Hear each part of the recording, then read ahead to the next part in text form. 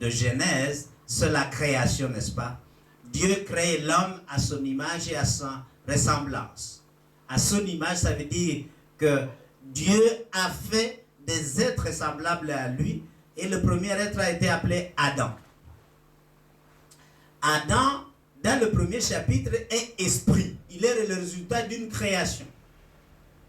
Mais dans le chapitre 2 de Genèse, il est formé. Il est formé, c'est-à-dire qu'il porte un aspect visible, physique qu'on peut toucher. Et là, cette formation, nous pourrons y revenir plus tard, mais je vais parler des choses plus simples. La vie en esprit. La vie en esprit, est-ce que nous la vivons réellement? N'y a-t-il pas tous les jours des clashs entre la vie en esprit et la vie dans la chair, qui résulte de la formation, qui résulte du péché d'Adam lorsque il s'est laissé séduire par le serpent, Satan. Alors, la vie en esprit, qu'est-ce qu'elle nous donne? Si on parle de la vie en esprit, qu'est-ce qu'on a quand on a la vie en esprit? 1 Jean chapitre 5, verset 13. Nous allons aller. Je vous ai écrit ces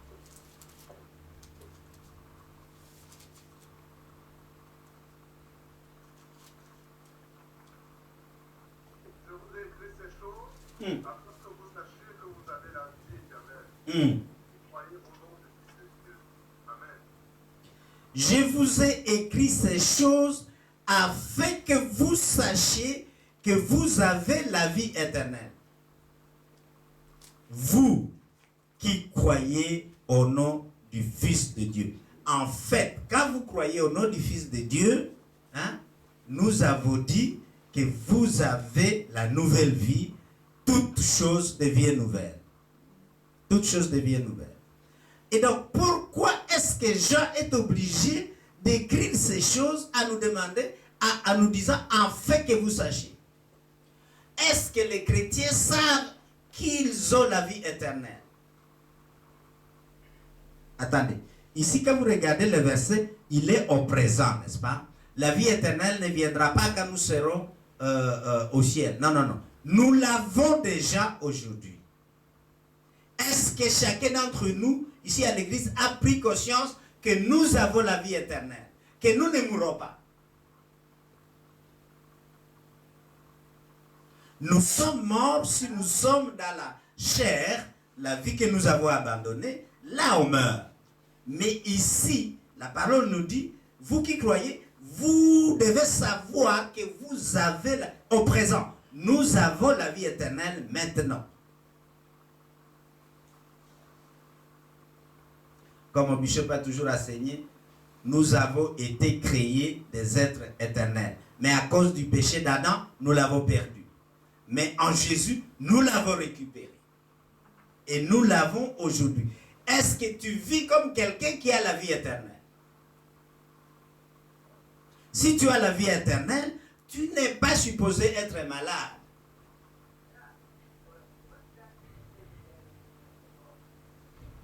Tu n'es pas supposé être malade. Et si tu es malade, nous avons les moyens de sortir de la maladie que Jésus nous a légués.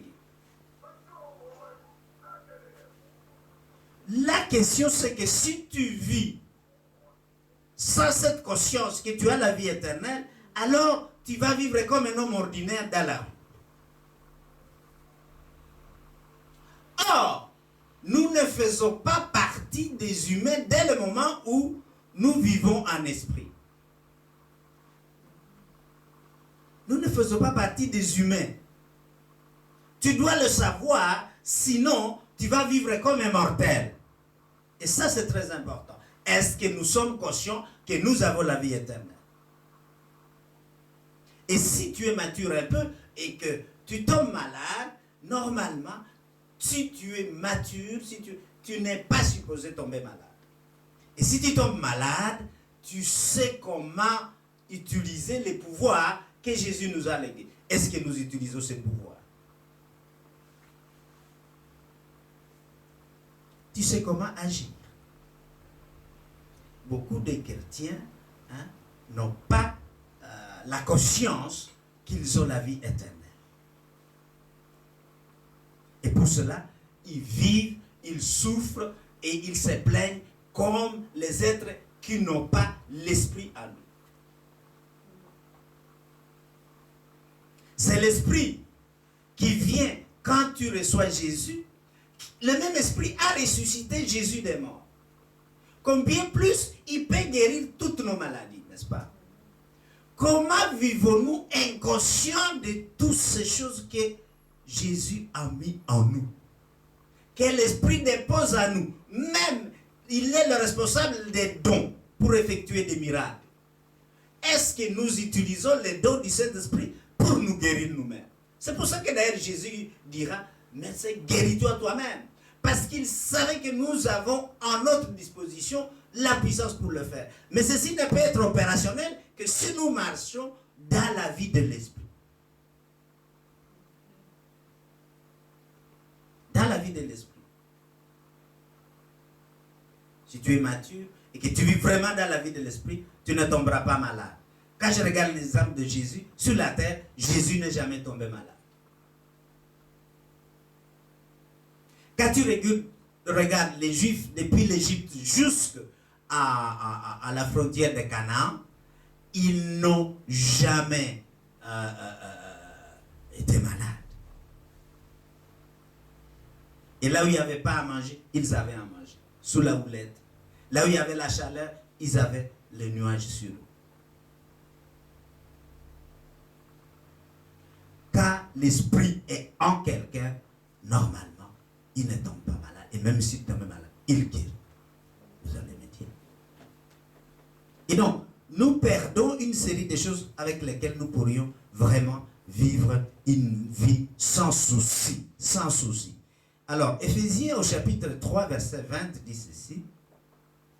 Alors là-bas, Éphésiens 3, 20. Donc la nouveauté de la vie en Christ, la vie en l'esprit, nous allons la confronter si réellement elle est nouvelle, si nous ne sommes pas mélangés avec la sienne vie. Où est-ce que les gens vont en premier quand ils tombent malades? Ils vont chez le docteur, alors qu'ils ont un pouvoir plus important à eux, à voir d'abord, avant d'aller voir le médecin.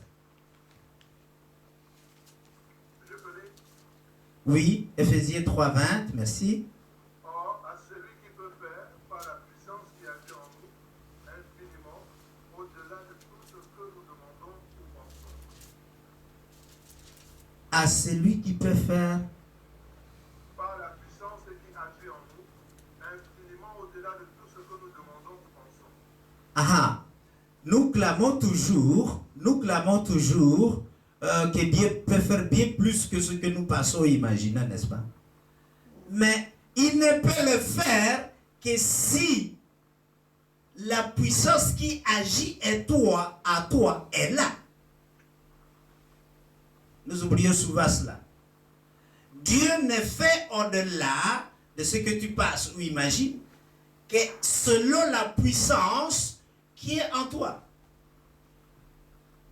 Et donc, c'est par rapport à toi-même et à l'incrustation dans la nouvelle vie, dans l'esprit, parce que Jésus avait dit, vous recevrez une puissance. La puissance qui agit à toi, c'est quoi? C'est le Saint-Esprit, n'est-ce pas? Donc, selon l'expression de l'Esprit dans ta vie, alors, Dieu peut faire au-delà. Donc, ça ne vient pas de Dieu, c'est toi. La puissance qui est à toi pour faire les miracles, ce n'est plus Dieu qui fait les miracles, c'est toi-même. C'est toi-même. Parce que tu as le don de l'esprit, et l'esprit est le distributeur des dons de faire des miracles, n'est-ce pas? C'est ce qui est dit dans 2 Corinthiens 14, que nous lirons probablement un peu plus tard. Et donc, ici, il y a la puissance de Dieu qui doit agir en nous si nous marchons en esprit. Si nous marchons dans la vie de l'esprit. Et c'est la nouvelle vie à laquelle nous avons été appelés. Et c'est dans laquelle nous devons marcher maintenant. pourquoi retourner aux choses anciennes de la chair? Et la Bible dit clairement que si nous marchons en esprit, alors la chair n'aura pas de pouvoir sur nous.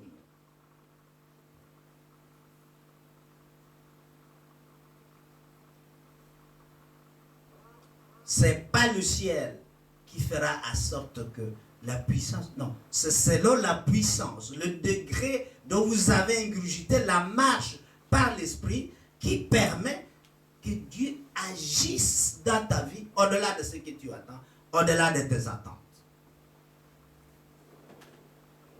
La vie en esprit est absolument à reconnaître dans notre vie et vraiment la vivre de façon réelle.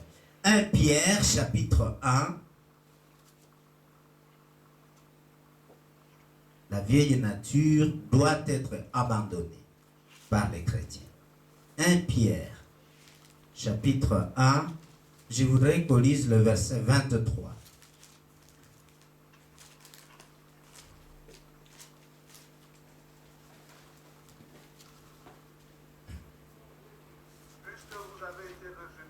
Non par une semence corruptible, mais par une semence incorruptible, par la parole vivante et permanente de Dieu. Alléluia. Ici, il y a deux choses qui sont comparées. Puisque vous avez été régénérés, nous sommes rentrés dans une zone de restauration, nous avons dit il y a 15 jours, n'est-ce pas? Et c'est cette régénération qui amène des nouveautés dans notre vie. Alors, nous n'avons pas été régénérés par une semence corruptible. Cette semence corruptible, c'est la semence qui t'a fait fabriquer dans le sein de ta mère. Donc, ton père a déposé dans le sein de ta maman cette semence corruptible qui a donné droit à la chair, n'est-ce pas? Mais ça ne nous donne pas la vie éternelle. Ce qui nous donne la vie éternelle, c'est la semence incorruptible de la parole de Dieu.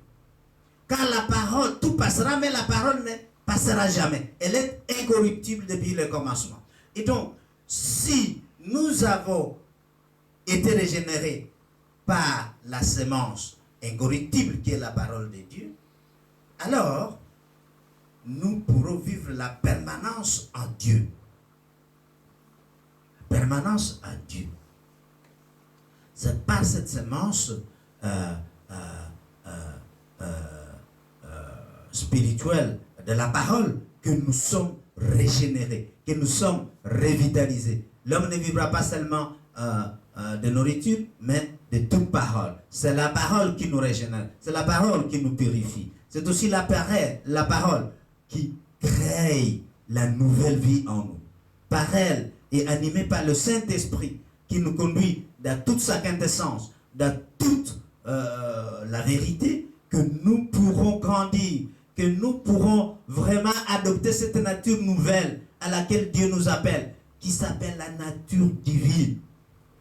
La nature divine. C'est quand on marche dans l'esprit que l'on pourra vraiment être régénéré, rafraîchi par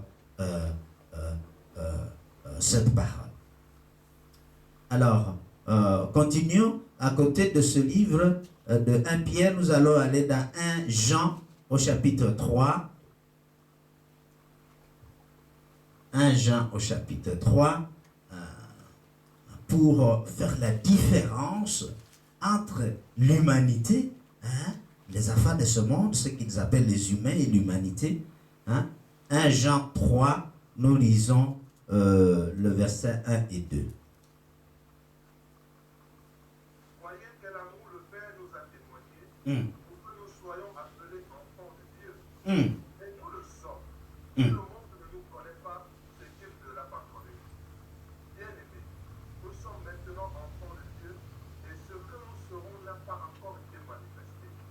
Mais nous savons que lorsque cela sera manifesté, nous serons semblables à lui parce que nous le verrons tel qu'il est. Amen. Amen. Amen.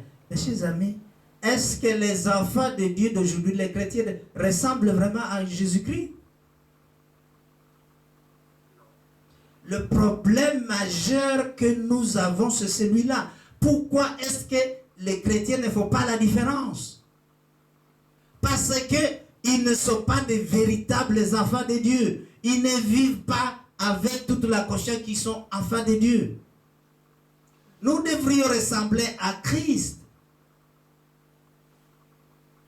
Le monde semble, je dirais, confondre les chrétiens parce que la plupart du temps, on ne voit pas la différence entre les enfants de Dieu et enfin, ceux qui prétendent être enfants de Dieu que nous sommes et les gens du monde. Les chrétiens ont les mêmes réactions face aux problèmes que les gens du monde, alors qu'ils ont à leur disposition toutes les solutions. Nous les avons, mais nous ne les utilisons pas, ou nous n'en sommes pas conscients, mes chers amis. Si tu es un véritable enfant, ou fils, ou fille de Dieu, tu dois faire la différence avec le monde.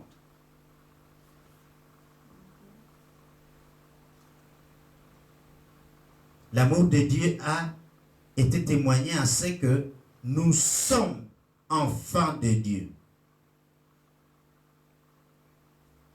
Et si le monde ne nous connaît pas, c'est qu'il ne l'a pas connu.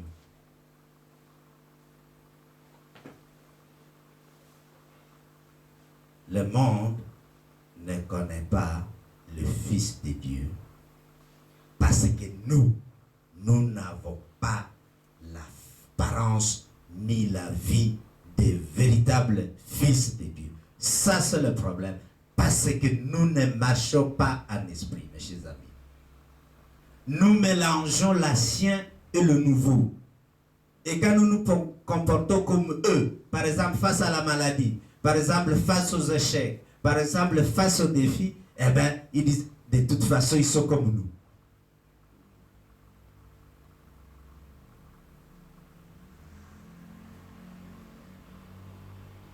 Un chrétien est au chômage.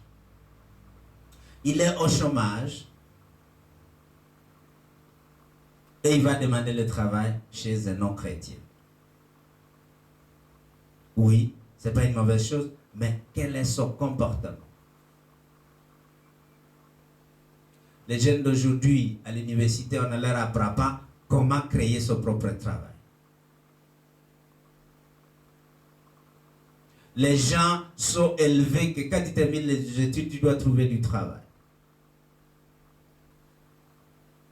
Et pourtant, nous savons qu'il y a une dimension très élevée en Dieu, où quand tu es son fils, tu es co-créateur comme lui. Il t'a fait à son image et à sa ressemblance. Amen. Tu dois pouvoir créer de l'emploi pour toi-même et pour les autres. Parce que tu es là où même la création des emplois se font, si tu es bien connecté. Mais nous devenons moins que rien, parce que nous n'utilisons pas les outils qui sont à notre disposition pour être créatrices, pour être des créateurs, pour être des inventeurs, pour être des gens qui manifestent de nouvelles idées qui vont marquer.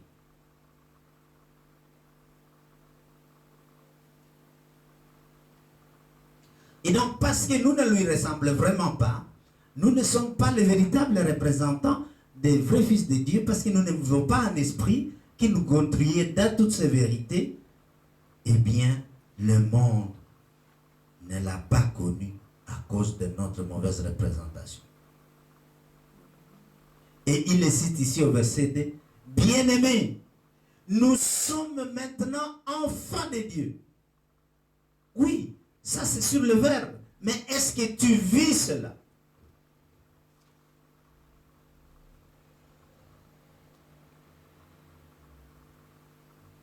Est-ce que nous vivons vraiment comme des enfants de Dieu?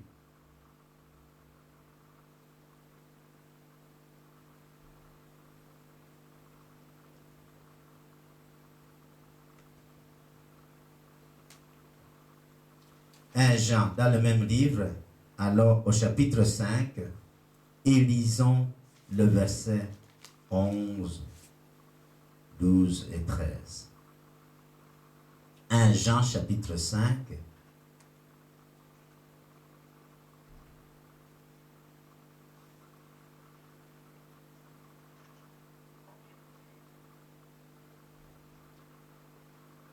11, 12 et 13.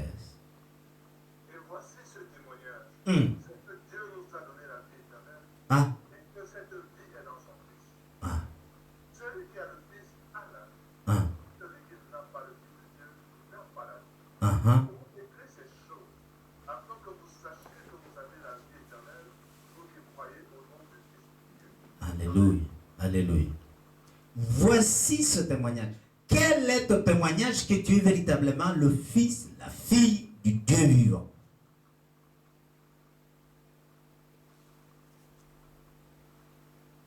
Je réfléchissais vraiment durant cette période. Je me disais, mais chaque enfant de Dieu, il devrait y avoir des miracles dans sa vie chaque semaine ou au moins chaque mois. Parce que la parole déclare que voici les signes qui accompagneront ceux qui auront cru. Mais où sont ces merveilles et ces miracles? C'est certainement parce que tout cela dépend de notre ancrage dans la vie en esprit.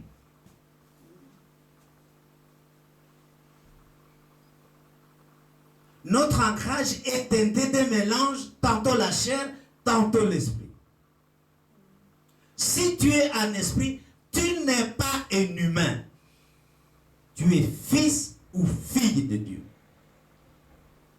Tu as la vie éternelle, ça veut dire qu'à un certain degré, tu ne tomberas jamais malade jusqu'à ce que tu es transposé dans la 4e dimension où nous retournons à notre original qui était l'image, c'est-à-dire l'esprit. Tu as été créé esprit. C'est pour ça d'ailleurs qu'il dit, avant que tu entres dans cette table, je te connaissais. Nous étions déjà là quand il a créé.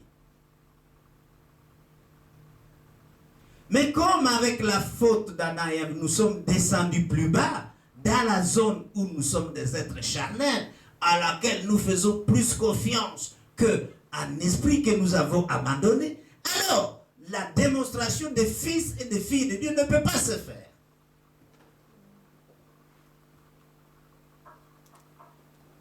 Quel témoignage nous donnons au monde pour démontrer que nous sommes de véritables fils, filles de notre Dieu vivant?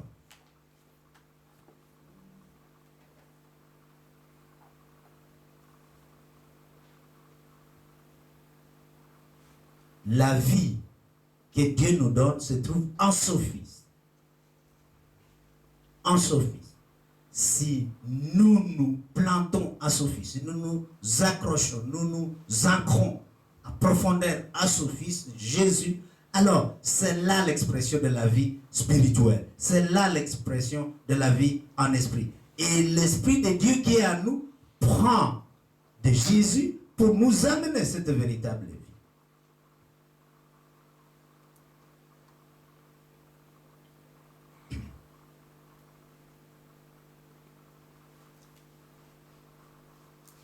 Dieu nous a déjà donné cette vie. Cette vie que Dieu nous donne, ce n'est pas une vie de soucis, de complaintes. On peut être heureux tout en ayant beaucoup de problèmes. Mais quelle expression nous montrons au monde? Nous sommes les chrétiens qui se plaignent. Nous sommes les chrétiens qui murmurent. Nous sommes les chrétiens qui sont les plus irrespectueux. Et donc, à partir de ce moment-là, l'ancrage en esprit ne peut pas fonctionner. Et la puissance qui est supposée être en nous ne peut pas être aussi active.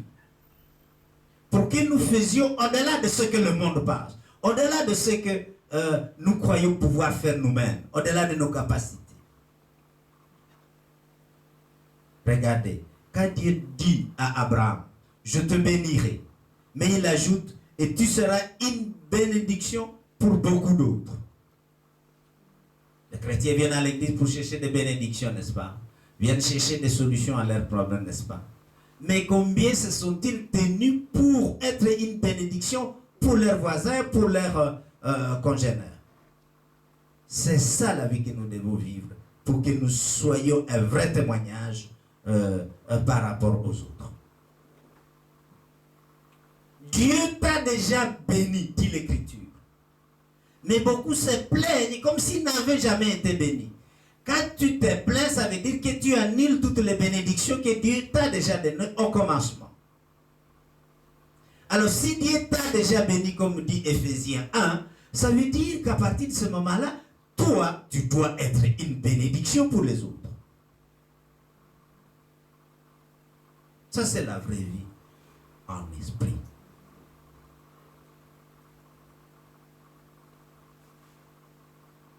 Oui, il y a beaucoup d'attaques, il y a beaucoup de ceci.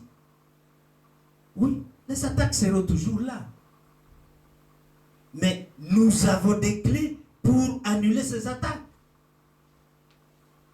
N'est-ce pas, Jésus a dit, tout pouvoir m'a été donné par mon Père. À retour, moi aussi, je vous le donne. Vous chasserez des démons, vous chasserez les poisons. Et quelques breuvages que vous attrapez, ça ne vous fera jamais mal. Mais alors, que faisons-nous de ce pouvoir, mes chers amis? Des chrétiens matures n'ont pas besoin de la prière de leur pasteur, ni de la prière des frères, pour chasser, pour annuler toutes ces attaques. En plus, nous avons d'autres choses qui nous couvrent, beaucoup de clés. Mais est-ce que nous les utilisons si nous vivons réellement en esprit?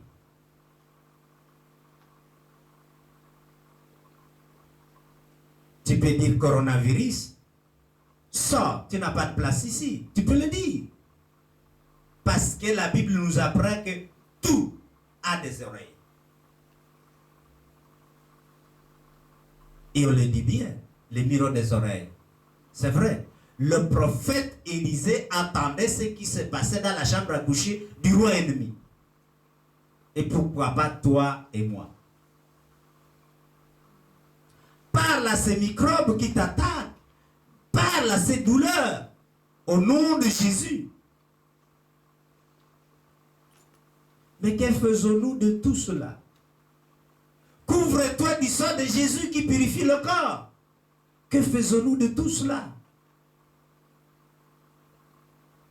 Ce sont des artifices qui paraissent simplistes, mais c'est la réalité de la parole de la marche en esprit. Est-ce que nous appliquons tout ce canevas de la vie nouvelle? Parce qu'en esprit, tu peux utiliser toutes ces armes, n'est-ce pas? Te protéger, te guérir, et chasser toute espèce d'attaque autour de toi. Et cette vie nouvelle, nous sommes supposés l'avoir, mes chers amis. Et c'est cela qui, malheureusement, pour beaucoup d'entre nous, est confronté tout le temps à la manière du monde, comment le monde fait, nous adopter cela. Jésus disait toujours, je ne suis pas de ce monde. Je suis dans le monde, mais je ne suis pas de ce monde. Ça veut dire qu'il vivait dans un monde qui n'était pas de ce monde, tout en étant dans ce monde ici.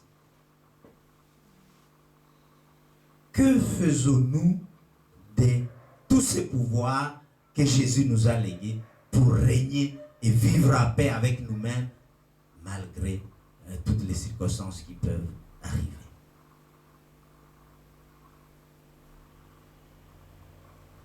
Mes chers amis, chez beaucoup, la vieille nature est toujours en train de rogner sur la nouvelle vie. Quand tu crois prendre l'ascendant, tu retombes comme tout le monde fait. Non, tu ne ressembles pas à tout le monde. Tu ressembles à la vie nouvelle en Christ, qui est la vie par l'esprit. Et si tu as véritablement la vie par l'esprit, la chair n'a plus de pouvoir sur toi.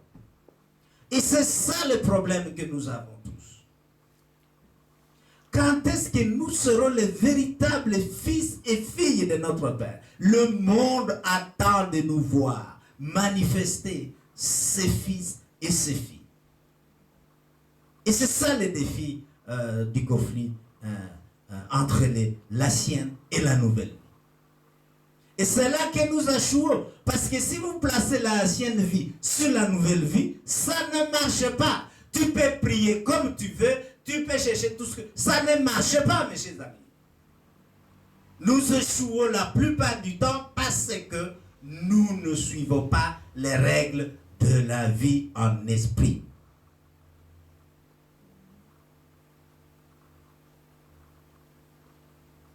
La vie en esprit t'engage à être sans souci, sans inquiétude. Ni pour maintenant, ni pour l'avenir. Quand tu es véritablement dans la vie en esprit, tu n'auras pas de soucis. Tu devrais avoir ce que la Bible dit, soyez toujours joyeux. Pourquoi? Parce que tu ne regardes pas aux circonstances, tu regardes à l'esprit. Amen. Tu ne regardes pas la manière dont les gens font les choses de manière traditionnelle, rationnelle et logique, tu regardes à ce que l'esprit te dit de faire.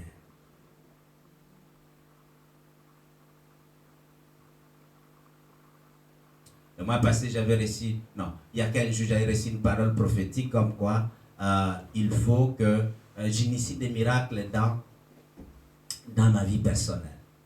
Alors, l'homme qui m'a envoyé la parole, il disait, chaque soir, avant de dormir, tu vas répéter les Écritures dans Genèse 28, du premier verset au verset 12. Ça, c'est l'histoire de Jacob, au moment où, pourchassé par son frère Ésaü, il cherche vraiment la face de Dieu pour être libéré. Et donc, il se trouve à un endroit qui s'appelle Bethel, et là, en fait, il se couche sur une pierre, et la nuit, il a des rêves où il voit des anges monter et descendre.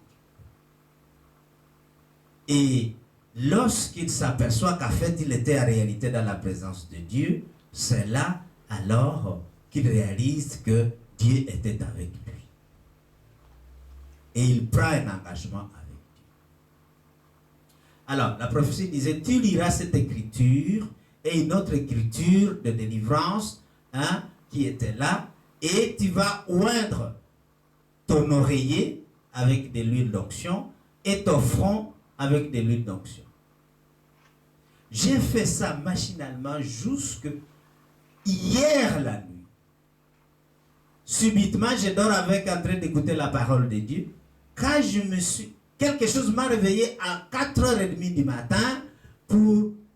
Quelqu'un était en train de faire des appels pour des semences. Il y a un ministère international que Benihin a levé avec un autre pasteur bien reconnu qui s'appelle Chris. Il y a encore d'autres pasteurs qui viennent de Londres, etc., qui se sont joints. Et ils veulent élever une télévision. Alors, je me suis dit, Saint-Esprit, pourquoi tu m'as réveillé à ce moment-ci? Et j'étais en train d'écouter l'histoire, j'étais étonné. Ça m'a tellement touché, j'ai dit, c'est pas possible. Alors, le monsieur qui parlait, c'était Murdoch, vieux prédicateur américain, qui enseigne beaucoup la sagesse. Et il disait, écoutez, moi quand j'ai prié avant de venir dans cette réunion, l'Esprit m'a rappelé les 58 bénédictions, les 58 types de bénédictions dans la parole de Dieu. Il dit, j'ai lu au moins 5 à 6 fois la Bible et j'ai répertorié les types de bénédictions. Il dit, il y en a 58. Il dit, un jour, j'avais fait une semence, l'Esprit m'avait dit de semer une semence.